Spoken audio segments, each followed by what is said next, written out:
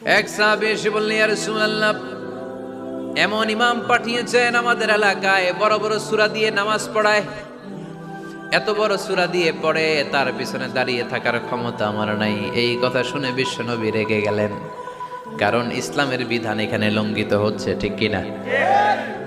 এত রাগলেন, চেহারা আগুনের গোলার মতো লাল হয়ে গেল। ওই সাহাবীকে ডেকে পাঠিয়ে ধমকালেন, খবরদার, তোমরা মানুষকে দিন থেকে ভাগিও না, সহজ করে ইসলামকে উপস্থাপন করো, জামাতের ইমামতির চান্স পেলে লম্বা কেরাত করো না, একটা মিডিয়াম স্ট্যান্ডার্ড রেখে কেরাত করবা, কারণ তোমার পেছনে অসুস্থ লোক থাকতে পারে, মুসল্লি, মুসাফির থাকতে পারে, তাই না?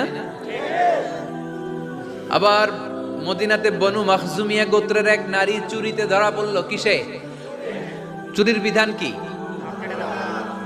السارق والسارقة فاقطعوا أيديهما